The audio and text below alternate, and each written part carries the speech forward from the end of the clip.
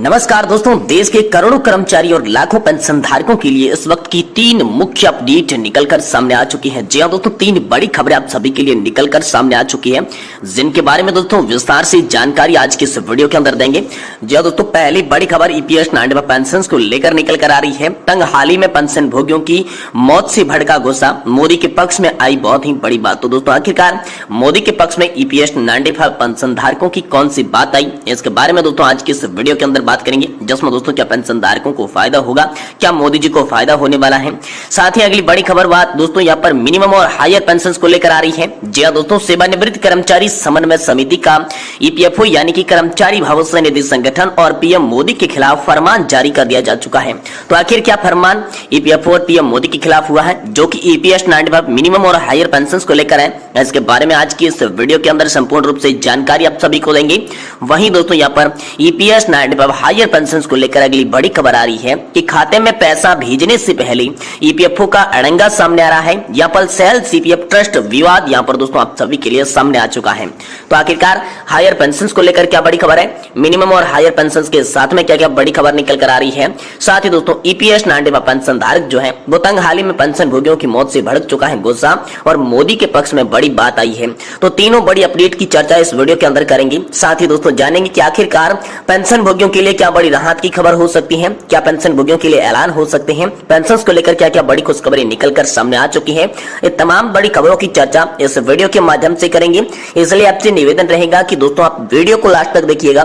दोस्तों चैनल को सब्सक्राइब करना छोड़ दीजिए, वीडियो को लाइक करना छोड़िए, लेकिन अगर आप लास्ट तक वीडियो को देखते हैं तो दोस्तों आपको संपूर्ण जानकारी जो है वो स्टेप बाय स्टेप विस्तार से पता चल पाएगी। इसलिए वीडियो को आप आगे पीछे करके नहीं देखिएगा, पूरा स्टेप बाय स्टेप वीडियो देखिएगा, तभी दोस्तों आपको सारी जानकारी जो है वो समझ में आ जाएगी। चलिए शुरुआत करते हैं पहली बड़ी खबर से। ईपीएस 95 पेंशन को लेकर बड़ी खबर है। तंग हाल ही से यहाँ पर पेंशन भोगियों की मौत में भड़का गुस्सा, मोदी के पक्ष में आई बहुत ही बड़ी बात। जी हां दोस्तों, ईपीएस 95 पेंशन को लेकर पेंशनर्स की धड़कन बढ़ी हुई है। तरह तरह की बातें दोस्तों सामने आ रही है।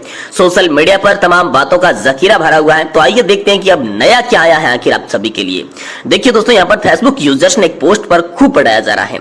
उन्हें पोस्ट में लिखा है कि सिर्फ ईपीएफओ पेंशनरों के लिए मुझे एक और दुखद खबर मिली है। मेरा एक ईपीएफओ साथी अपने बीमारी से न लड़ पाया, पैसे की कमी से। दोस्तों इनके बच्चे भी इस तरह बोझ समझकर छोड़ दिए गए।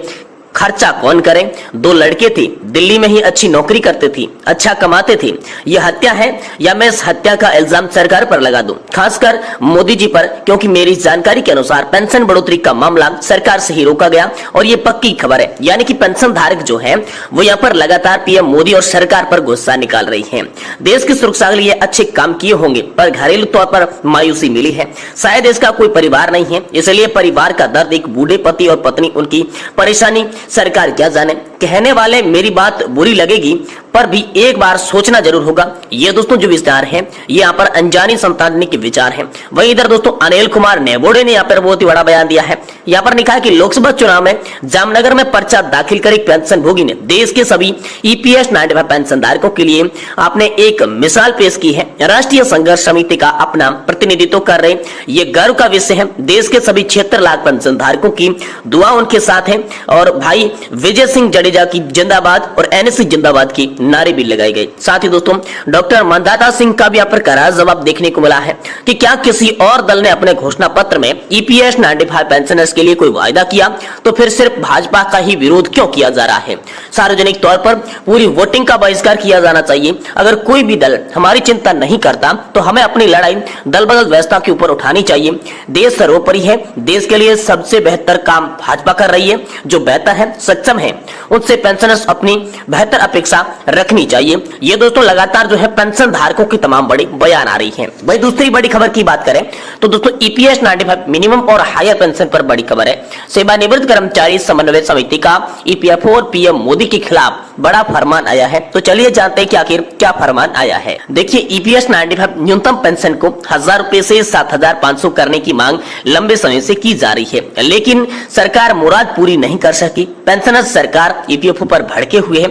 इसी बीच सेवानिवृत्त कर्मचारी समन्वय समिति ने बापू कुटी सेवाग्राम वर्धा में आयोजित केंद्रीय कार्यकारिणी बैठक में भारतीय जनता पार्टी के खिलाफ मतदान करने का निर्णय लिया है। जी हां दोस्तों, सेवानिवृत्त कर्मचारी समन्वय समिति के राष्ट्रीय महासचिव प्रकाश पाठक, सेवानिवृत्त कर्मचारी समन्वय समिति के राष्ट्रीय कानूनी सलाहकार दादा तुक्काराम झोड़े की अपील सोशल मीडिया पर तेजी से वायरल हो रही है। पेंशनर्स विलास रामचंद्र गोखवाले ने यहाँ पर अपील सोशल मीडिया पर पोस्ट करके की। उन्होंने लिखा कि ईपीएस 95 पेंशन भोगियों मित्रों, नम्र निवेदन और चुनौती और सावधान विनम्र भाव है।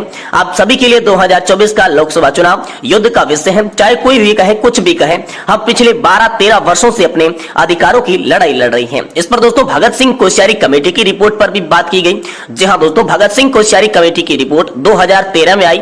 उसके बाद हमारा तय मांग पर जोर दिया गया। लोकसभा चुनाव 2014 में भी थे। इस लोकसभा चुनाव 2014 में भारतीय जनता पार्टी के नेताओं ने उनको आश्वस्त किया, अपना वोट प्राप्त किया, लेकिन यहाँ पर जो है पेंशन का काम नहीं किया। अच्छे दिन आएंगे पर आए नहीं, ये भी बात सामने आ रही है। 2014 में जब भाजपा के अंदर सरकार में आई, हम सब खुश थे। हमने सोचा था अच्छे दिन आएंगे, भगत सिंह कोश्यारी समिति की सिफारिश और लागू की जाएगी, महंगाई भत्ता आदि मिलेगा, लेकिन हम बेवकूफ बन गए। भारतीय जनता पार्टी के नेताओं से किए गए वादे पूरे, लेकिन इसके विपरीत नेताओं ने हमें बुरा माना, बहुत बुरा अप्रत्याशित जवाब मिला, यानी कि हमारे वादे पूरे नहीं किए गए। पीएम मोदी से भी खुश नहीं है पेंशनधारक। भाजपा के अन्य नेताओं को छोड़ दीजिए, नरेंद्र मोदी के वादे उन खुद पर पूरे नहीं कर पाए। भगत सिंह कोश्यारी की सिफारिश के अनुसार तो छोड़ो, 2000 का 1000 रुपए भी नहीं हुआ। यहाँ पर पिछले 10 साल में मोदी सरकार एक भी पैसा उन्होंने नहीं बढ़ाया, तो सरकार को पेंशन रक्षक कैसे समझती है? दोस्तों हैरानी की बात यह है कि जिस भाजपा सरकार को हम पेंशन धारकों का रक्षक समझते हैं, उस सरकार बनने के बाद 2014 में उच्च पेंशन से रियायतें रोक दी और ईपीएस 95 पेंशन धारकों का पहला गंभीर उन्होंने घाव दिया और उच्च पेंशन की उम्मीदें भी दोस्तों हिल गई। 2016 में आरसी गुप्ता केस का नतीजा हमारे पक्ष में आया था। ईपीएफओ ने यहाँ पर 23/3/2017 को सर्कुलर हटाकर अमल की तैयारी दिखाई थी। हम फिर से खुश हो गए, हमारी उच्च पेंशन की उम्मीदें फिर हिल गई, लेकिन 31/5/2017 ने तुरंत ही एक और सर्कुलर हटा दिया और हम निराश हो गए। जीवन के अंतिम चरण में हमें कोर्ट जाने पर मजबूर कर दिया और इसी बीच केरल हाईकोर्ट का भी बड़ा फैसला आया। बाद में दोस्तों 12/10/2018 को केरल हाईकोर्ट ने हमारे पक्ष में परिणाम दिया। ईपीएफओ सुप्रीम कोर्ट गया, लेकिन सुप्रीम कोर्ट ने भी हमारे पक्ष में परिणाम 1/4/2019 को निकाल दिया, हाई पेंशन के रास्ते को खोल दिया। लेकिन इसके तुरंत बाद भाजपा माता पिता की सरकार ने हमारे देश के गरीब बुजुर्ग नागरिकों के खिलाफ सुप्रीम कोर्ट में विशेष याचिका दायर कर दी और यह मामला भी यहाँ पर रोक दिया गया। इसी बीच दोस्तों ईपीएस 95 हायर पेंशन पर एक बड़ी खबर आ रही है कि खाते में पैसा भेजने से पहले जो ईपीएफओ है वो अड़ंगा डाल रहा है और सेल सीपीएफ ट्रस्ट से विवाद दोस्तों छिड़ चुका है। जी हां दोस्तों, कर्मचारी भविष्य निधि संगठन पर गंभीर आरोप लगाया गया है। ईपीएस 95 हायर पेंशन को लेकर ईपीएफओ दोस्तों फंसता हुआ दिखाई दे रहा है। उच्च पेंशन की अदायगी से पहले ही सेल के सभी यूनिट सीपीएफ ट्रस्ट में विवाद हो गया है। इस पर ईपीएफओ ने गेंद दिल्ली के पाले में डाल दी है। इधर सेल प्रबंधक सभी अभी भी मौन साधे हुए हैं। दोस्तों ईपीएफओ का कहना है कि सेल के सभी पीएफ ट्रस्ट अधिक बेसिक डीए कंट्रीब्यूशन लिया है, कंपनी कंट्रीब्यूशन दिया है, जिनकी अनुमति उसकी नहीं ली गई, जबकि ईपीएस 95 के तहत हर तरफ से वेज लिमिट 15,000 के अनुसार सभी पीएफ ट्रस्ट में ईपीएस 95 के तहत 15,000 का 8.33% ईपीएफओ को अंशदान भेजता रहा है। साथ ही सभी प्रशासनिक शुल्क का भी भुगतान पीएफ ट्रस्ट की तरफ से किया जाता रहा है। साथ ही प्रत्येक वर्ष ऑडिट बेस से किया जाता है। यही वजह है कि उच्च पेंशन के लिए डिमांड लेटर जारी होने के बाद जमा पैसे को ईपीएफओ लौटा चुका है। लगातार चेक वापस किया जा रहा है, लाखों रुपए कर्मचारियों के खाते में वापस भेजे जा रही है। पेंशन की प्रक्रिया थम सी गई है। अब लोकसभा चुनाव के बाद ये स्थिति साफ हो जाएगी, ऐसा दोस्तों सुनने को आ रहा है। दोस्तों आखिरकार ईपीएस 95 हायर पेंशन की जो कंट्रीब्यूशन है उस पर विवाद क्या है? तो दोस्तों यहाँ पर सेल के एक वरिष्ठ अधिकारी ने यहाँ पर बात करके बताया कि ईपीएफओ अपनी मनमानी कर रहा है। ईपीएफओ का कहना है कि 15,000 से अधिक बेसिक डीए पर कंट्रीब्यूशन लेते हैं, उनकी अनुमति लेनी थी। 8.33% पेंशन में अंशदान जाना था, लेकिन अनुमति नहीं लेने के कारण ये विवाद जो है वो छिड़ चुका है। इसी बीच ईपीएफओ हर साल ऑडिट भी करता